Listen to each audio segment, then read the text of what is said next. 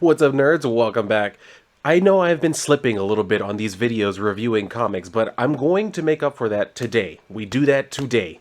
I don't know if these videos will come out today, but we're going to make up for that today. Anyway, today I'm here to talk about a comic. As you can see, I'm not holding it in my hands because unfortunately I can't just yet, but that's okay, because we're going to talk about the digital version. The PDF is out there, and so we're going to be talking about Hammer, a post-Ragnarok tale.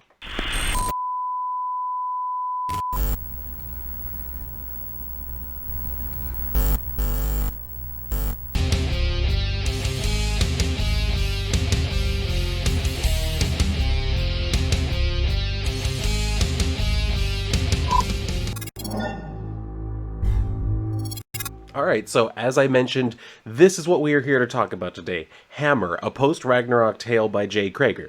So, I backed this, I don't even remember when, it's been a while. I backed it back around, probably before this, before August 31st of 2020. I backed it and I've just kind of been waiting for it. Just like everybody else, that's kind of like one of the, downsides a little bit to like Indiegogo campaigns. You kind of have to wait for them before you actually see them.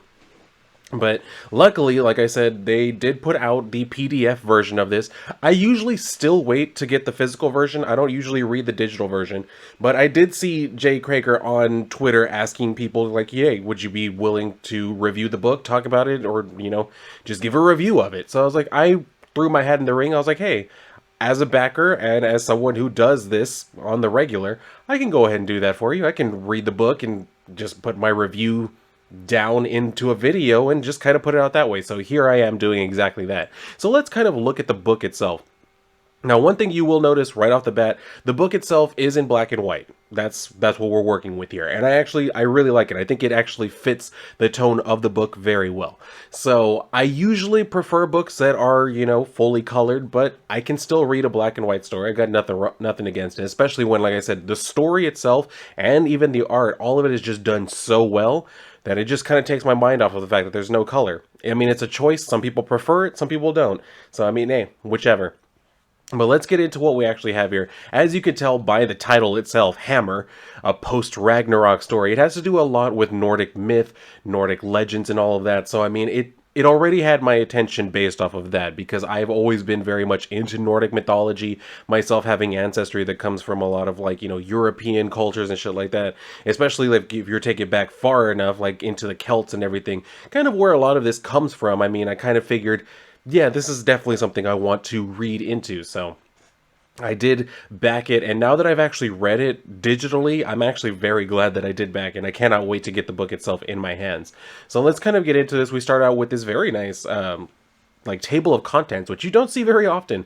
And they do just kind of let us know there's an introduction, there's a glossary, and then we actually get into the story itself. There's actually a text story after that, and then there's another little like supplemental story that's done in a different art style with the same character. But we'll get into all of that as we actually get into this. So let's go ahead and start out. We start out with the introduction, kind of talking about how the creator kind of drew inspiration from Nordic myth, and as they started to look more and more into it, they found more and more that they liked, and a lot that's kind of like changed over time. Basically what we know of Nordic myths, Thor, Odin, Ragnarok, Loki, all of these things, these are all things we kind of know now, based off of, well, many of us based off of the MCU movies. I personally knew about them before because I've always been into mythology, as I'd assume many of you have been as well. So a lot of this is going to come across as, stuff that we are all at least somewhat basically familiar with, right? So they tried to stick very, very close to like a original pronunciations and the original like versions of these stories as they were told. So I mean, we have even this, like I said, there's a glossary of terms that are in here, and they kind of like break down a lot of the names. They give you how to pronounce them and everything, which is very helpful because a lot of people don't really know how to pronounce a lot of these things, especially if you've never heard them before. You're not going to know. So I thought it was very interesting. I'm not going to go through the entire glossary. Like I said, this is actually, if you were to go to the campaign and you just go to the updates, you can get the link to the PDF right here. So, I mean, if you really do want to go and just read it, you can definitely do that. It's out there for you to go and do it. Although I still would, because this is in demand right now. So I would very much recommend actually, backing the book. Get the physical copy. That's what I always tell people. But I can understand not all of my viewers are collectors. Some of y'all are just readers. You just want to read the story. Nothing wrong with that. Absolutely do that too. And it's available for you to do so.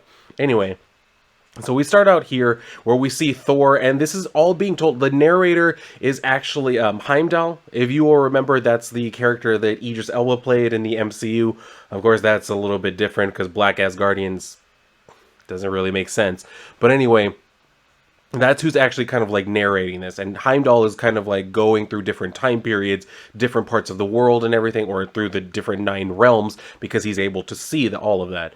So he starts out by saying, like, as watcher of the 9 realms, I have seen all matter of extraordinary things. Being guardian of the Bifrost, I have been here since the very beginning. So this is where we get this very nice shot of Thor with his hammer, Mjolnir, and so he's fighting against the Jormungandr, which is the giant world snake. So he's fighting against that, and if you know anything about it, this is the fight that basically kills Thor. Although I think he's also supposed to kill the snake. I think they're supposed to like kill each other in Ragnarok, which is kind of like how all of the things go. All the stories of Ragnarok, like the gods all die, but they also kill their enemy basically. So I mean, this is where we get, and like I said, just the art in here is very nice. Like I said, I usually prefer color, but I think black and white suits this very well. So we get this very nice shot of them, and it's talking about, like, he's seen the coming of the end of days. On that day, not a single word was spoken between the great child of Loki and the thunder god of Asgard.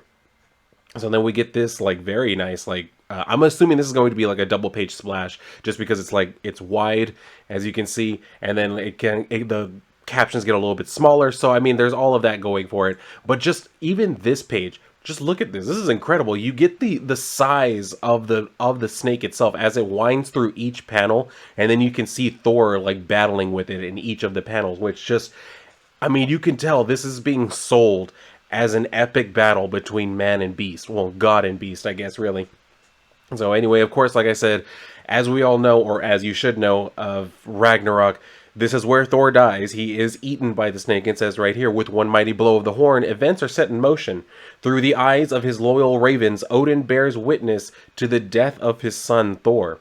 With his voice growing gruff and broken, the All-Father speaks. With a single thunderous word, the mighty hammer Mjolnir is called home. So we can see where it's making its trip back to Asgard, and as it's going, it's like hitting planets and shit. It's just kind of like ping-ponging its way back.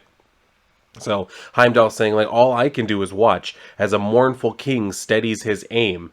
Odin knows all too well of the coming darkness that will blot out the heavens. He knows of the Fimbul winter's icy grasp and of the massive earthquakes, quakes that will unleash the great direwolf, which is who Odin is supposed to fight against, I believe. And so, yeah, we can see where the hammer is getting back to Asgard, all of that. Like I said, just all of this, it looks so epic. You know what I mean? It really sells that whole tone it's going for. And it says, with the blowing of Mimir's horn, the old gods will begin to wake from their eternal sleep. Even with this knowledge, Odin's resolve remains unwavering for the dark days that lie ahead. And so he speaks and says, prepare for Ragnarok. So that's where we get this like title splash page, or just title page, whatever. So yeah, we can see like Mjolnir itself. There's a close-up on Mjolnir. And then we go from there to our actual protagonist, which is this character, Star. So she's, and this is why it's called a post-Ragnarok tale, because it's all supposed to be like an apocalyptic type of setting, you know what I mean? Sort of like Mad Max type of thing, like the world has ended, and now we're kind of seeing like the aftermath of that. Except here, instead of it being like just a regular type of, what we usually think of when we think of like post-apocalyptic is here in America, like after like a nuclear war or something like that, everything's just destroyed and barren. So all of that's still very much the same, except here, this is a world wherein basically like the concept of like any Christian god or whatever doesn't exist. So people refer to like, the Norse gods and everything as if the Norse gods were the only thing that existed. So I thought that was pretty interesting.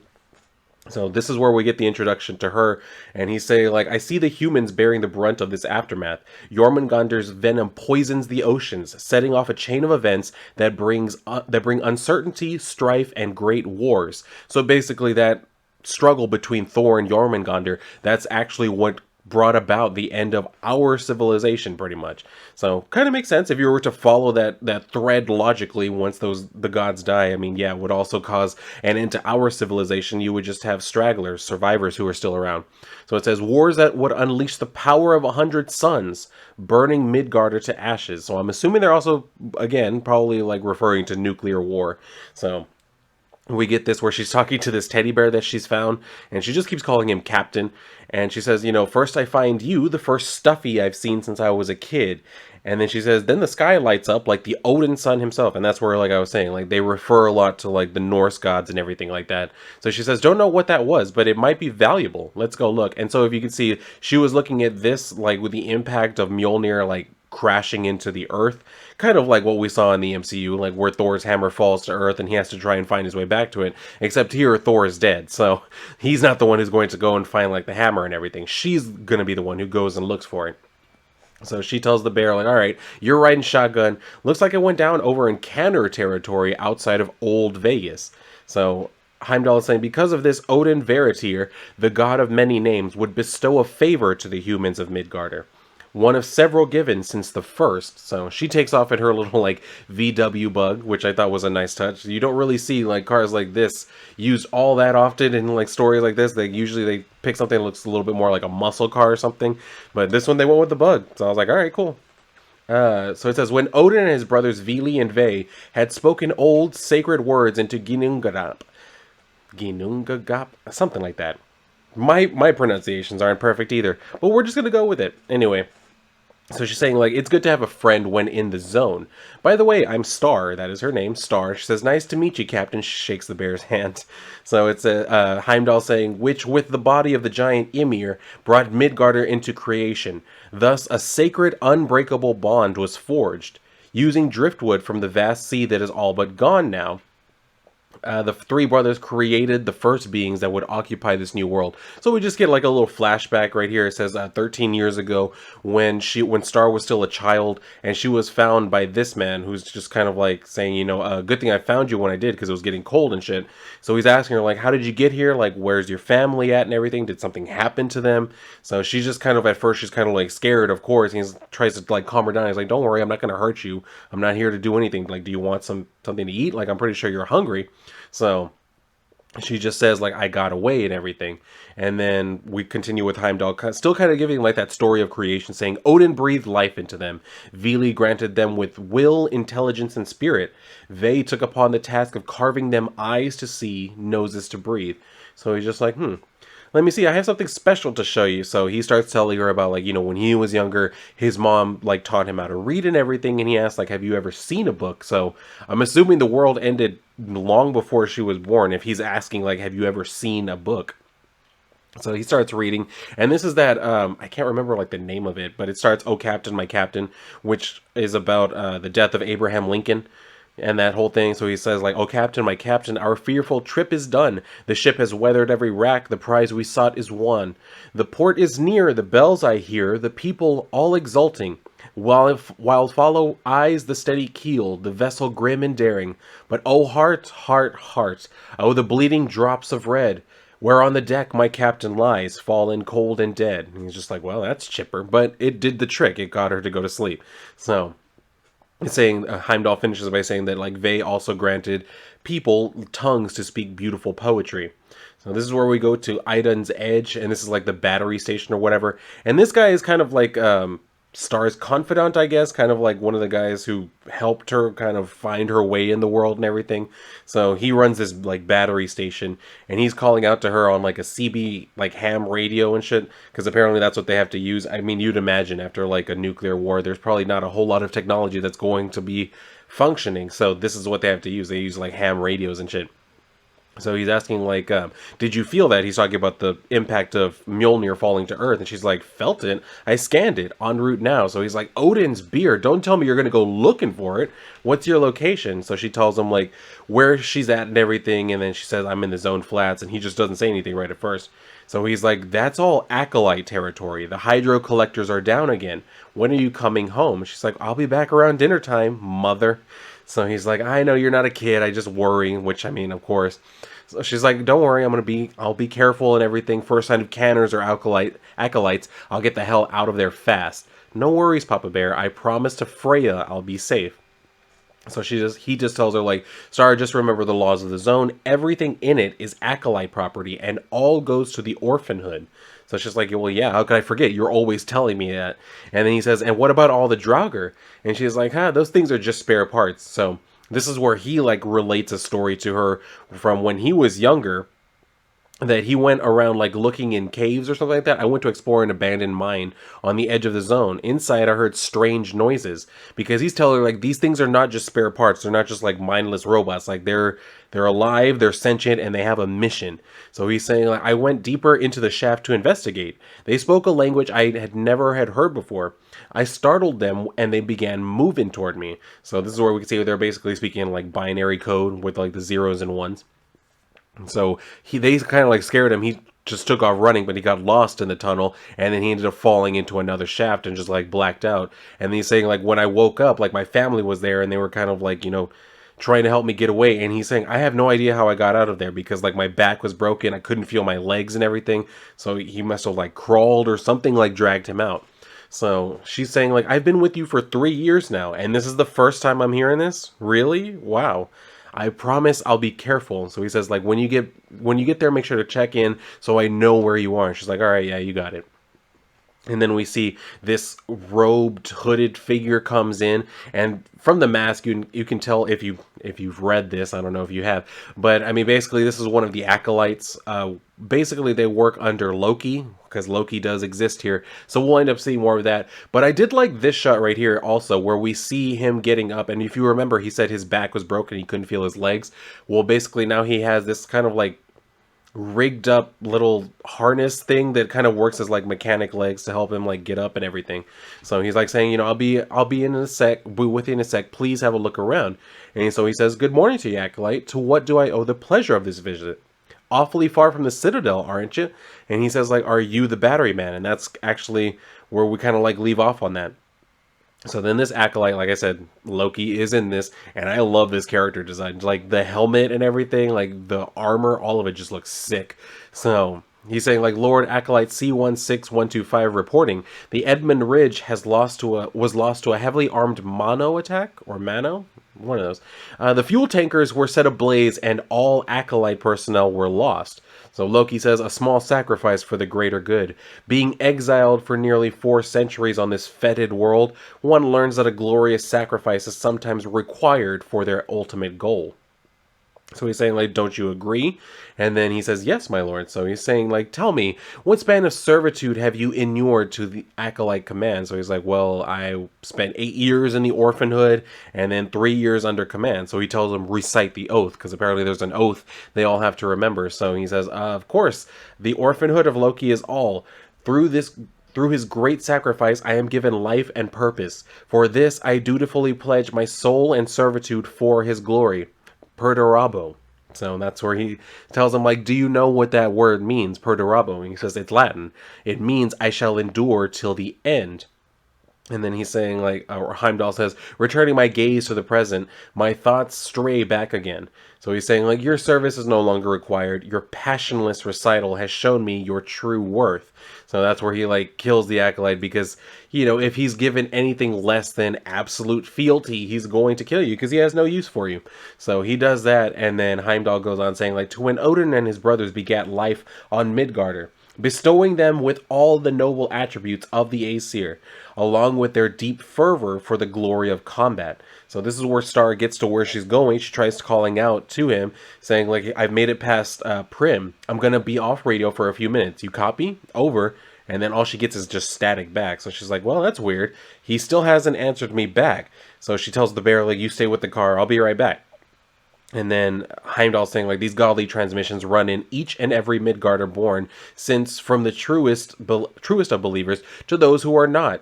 From this lineage of favored warriors, Odin will choose his new protector. So she comes up, she's like, whoa, those candle lights can be seen for miles. And then she's like, let's see what we have here. That's a huge impact crater. No wonder I scanned it from so far away. With a little luck, I'll be there first.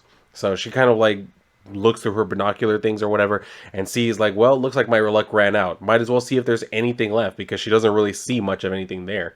So she decides to go up there and she sees the hammer, and then she also sees 2 ravens sitting next to it, which obviously are Odin's ravens. So she's like, wow, all that just for a leftover hammer? So she still doesn't really know what it is. And they kind of start talking to her, saying like, gather Ikar Vili, Gilder Vagar. And then Heimdall says, thus marks the commencement of the champion's journey. So she's like, well, you better have some value for all the effort I put in. She reaches out to grab it, and you automatically see like the lightning effect coming onto it. So that's when it just kind of like strikes her and everything. Like the power, I guess, kind of strikes her and imbues her with, I guess, a sort of godhood, a demi-godhood. So instead, well, Heimdall's saying, like, with more and more effort, Odin channels what limited powers he has to his fledgling protector. And so we can see where it affects her. She's like, whoa, what the hell was that? Because, like, it makes her feel different. And she's wondering, like, shouldn't I be dead? Because she was just struck by lightning. So anyway, the raven lands on her shoulder and says, Jotun. She's like, hey, I understood that. You said Jotun, which means giant. She turns around because, yeah, there's a giant right behind her ready to try to kill her. And again, like, these designs are pretty sick. I mean, for one thing, you never really see cod pieces all that much anymore. So I thought that was interesting. But especially like this mace hand, this morning star hand, I thought was really nice effect. It looked really cool. Anyway, so she's like, oh, hell and shit. So it says, for now, a modicum of the Godhead's power is granted. And she uses that to kind of like electrocute the giant. And it says to wield the indestructible Mjolnir. So she's like, yes. And then we see more of them. So they're coming out like in full force as the big one's down. And so it says that Scrapper must have some kind of plasma tech, blow her arse to bits. And this one in the like Chinese rice farmer hat with the gas mask on, that's Gasser, who's basically like Loki's second in command, if I remember correctly from the information on the Indiegogo page. And then this other one, I like this mask's design because I don't know why, it reminds me a lot of like Corey Taylor's like last mask, you know, from Slipknot. Like the one before the one he was using now, when he just kind of, I think it was the one right before this one. There might have been another one before then. I don't know. I don't keep up on the masks that much, but I remember he had one that had kind of like this design, where it's like an open eye, and then another one that just had like a slit and everything. So I thought it was a really clean, really nice look. Anyway, they start trying to like attack her and everything, which isn't going to do much for them because she does wield Mjolnir. Anyway, Heimdall says, with the 9 realms hanging in balance, the remainder lies upon the champion herself. So she's like, really? A freaking bazooka? And then Gasser's like, what do we do now? Because obviously that didn't work. And so the other one's like, that ain't no bleeding plasma tech. Big Tom, get off your arse and kill that Scrapper. So he gets up and like gets back into the fight and shit. So she decides to tell him like, well, stay down, big boy. She hops over him and shit and just kind of like causes him to go face first. And then we can see where there are more ravens who automatically start attacking these other two. And Gasser's back there saying like, what's with all these bloody birds? And like the other one says, Scrapper ain't got no tech, Luna. She's got an artifact. So they kind of like figure out, okay, this is something from the gods. So again, the ravens keep attacking them and everything. And then she uses the lightning again to strike at them. But it misses, doesn't really do much damage to them. And then all of a sudden, the other one, the Jotun, comes up. What did the guy call it? Tom. Called him Tom. So Tom comes back, and he kind of like just hits her upside the head and shit. And he says, you die now, puny Scrapper. So that sends her flying, and she drops the hammer. So that's where she kind of like looks back. She's like, oh shit, like damn it, the hammer and everything. So she's asking like, where'd the power go? Because she only wields the power when she's wielding the hammer. So they continue getting attacked by the birds. And then Gasser says, like, now shoot the Scrapper. We need that artifact. You have the gun. Shoot her. So apparently he's about ready to try that out. And then Gasser tells, like, Tom, like, keep your hair on. We got this and everything. Heimdall saying, like, join in glorious battle, masters of their destiny. Or shrink away, surely to perish into the abyss of the Ginnungagap for all eternity. So he shoots at her and everything, but misses. Luckily, and then she manages to like get the hammer back, I believe. So she's like, no, yeah, this is where we see a lightning strike right here. It says, to receive the Raven God's blessing, the new protector need only ask for what is now rightfully theirs. So she's like, what in the name of Odin? The hammer, I need it. And it comes, of course, as we all have seen in like the MCU and everything, when you call for the hammer, it comes to you. So she calls for that, and then it says, with his voice growing more gruff and broken, the All-Father speaks through his emissary. And he just yells, like, enough, mortals, I shall brook no further games, for the champion has returned. So this is where we also see she took out, like, her sword, because she wields this, like, katana type of thing. So I thought that was a pretty nice touch, having, like, the sword and, you know, the hammer. Pretty cool. I like the look. Anyway, so that's where basically Odin is speaking to them, and that causes them to just like all be struck by lightning. So they're all kind of like trying to recover from that, because it didn't kill them, but it did knock them on their asses. So this is where Gasser takes off her mask, because I believe it's a she. just looking at the like facial features, kind of looks like a girl. Could be a guy. I have no real idea, but it kind of looks like a girl to me. Anyway, so Gasser's calling out saying, Citadel Command, this is Acolyte 507319. Command, we're in a bit of a spot. So they're asking, like, what's the status of Skyfall? And Gasser says, on arrival, we came across a zoner using what we thought was plasma tech. But once we engaged, it quickly became obvious she had something far more powerful. So that's where she's saying, like, it's the artifact Mjolnir, sir. The Odin Son has returned. So Loki's like, kill the Odin Son and retrieve the artifact. So Loki commands. And that's where the story actually leaves off for right now. So I thought it was actually a really nice intro. We'll get into like more of what comes after this in a second. But I thought this was a really nice introduction to like the world star and, the power of the hammer and everything. So so far it looks really cool to me. I like the different factions that they have in here, especially the ones who are working for Loki. I thought that was a very nice touch that he just has this like gang of, I don't really even know what to call them, scavengers, whatever, that are out here basically doing his bidding and everything. Like, I thought it was all a very nice touch. And again, like his armor design is just sick. I love this helmet so much. It looks so cool. But anyway, yeah, that's where that story leaves off. And then we go into this. This is the like text adventure or text story. So we get this nice little like shot of Odin on his 8-legged horse. In case you didn't know, he has one of those. And then his two wolves, the two dogs. And then, well, yeah, they're kind of like wolves. Anyway, and then the two ravens. And then we just get this story where there's a guy who's kind of like trying to run. I'm assuming it's set in the same world. He's trying to run from some of the like Ravagers and everything. And then he ends up in like a cemetery where he encounters Odin. And Odin ends up giving him his spear and everything. So all of it's very nice. Very nicely told story. I ended up reading this last just because, like, when it comes to comics, if they're going to put something in here like that's just a text story, I'm going to read that last. You know what I mean? Because that takes me more time, but I definitely do not mind reading it. So it's actually a really good story. I'm not going to lie about that. You should definitely read it. And then we get this last one, where again we behold Star of Asgard and her mighty hammer. So it says, after sacrificing an eye and an arduous victory over Hel to lay claim to Mjolnir as fated by her lineage, Star now wanders the 9 realms that she first envisioned, whilst immersed in a fugue state as she lay draped upon the tree of life. Wielding this weapon of might and myth, she seeks only to set right the iniquities and injustices that plague these lands. Champion of all peoples and beings who call these realms home, Star sets out on her journey of justice. So that's where we can see her like wielding the hammer and everything in this very nice armor. The like actual art style is a little bit more reminiscent of like Bronze Age stories, and it actually reminded me a lot of Only Death Can Save Us, that Russ Leach story. Which if you've ever seen any of my live streams, I've shown some of like the art that I have up there. So I mean, that's exactly what I thought of when I first saw this. But it's also a really nice story. Like, she comes to this wood demon, and she's kind of like saying, like, play not ignorant of your menace. I have spoken to the folk of the village near here. They have informed me of your treachery and extortion. So we kind of at first get that like just straightforward story where she's saying like, you're over there saying like you need their fealty. If fealty not be pledged in gold, this tax of terror that you have levied will not stand, because you're saying like you were over here threatening to basically always be terrorizing them if they don't give you gold. So then the wood demon tries to tell her, like, you've been played for a fool. And at first she doesn't really like listen, but then he says, no, I threaten them only for their theft of my offspring. They have stolen my only egg. And she's just like, what? So the demon's saying, like, I have been more than fair in providing an opportunity to return my pilfered progeny instead of swift destruction. So she's like, all right, fine. I'll go investigate this. But if it turns out that you're lying to me, you're going to feel my wrath.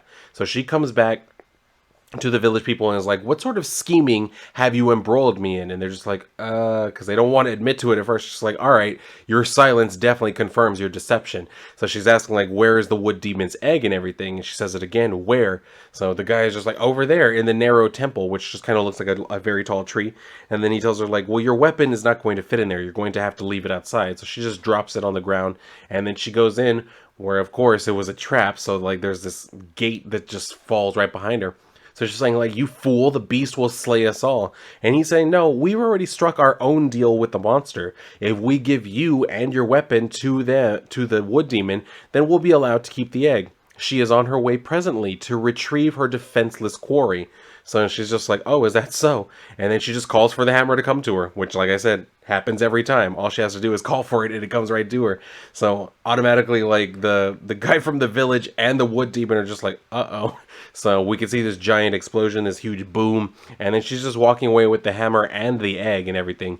And you can see this little, like, crick little sound effect because the egg starts hatching as she's walking with it. So that's when it hatches into this, like, very grotesque looking baby who yells out mama, and she's just like, great. So that's where that story also leaves off. So like I said, that second story was also just very entertaining, very brief, yes, but it was actually very entertaining. And then I really did like that ending. Like, I thought that was just perfect. Like, the egg hatches and she's like, oh, great, now I have to deal with the child. So that would definitely be me. And then, yeah, we just kind of get, like, some nice artwork here. This one's from Fragaboom. This Fragaboom piece is just, it looks so cool. Like, he nailed it. He nails all of the, like, art that he does. It always comes out looking great. So I thought it was, like, really nice. And then we also get this one of Star herself. Again, looking very cool. Like, I love all of this. And then, yeah, we get the special thanks page. And that's just kind of where, like, it leaves off.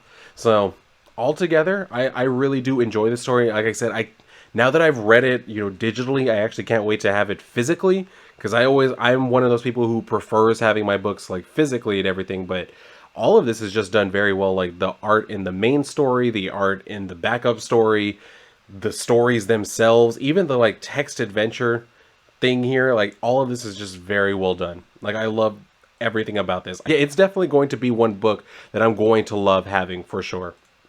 So I mean, yeah, we'll see what else comes from that.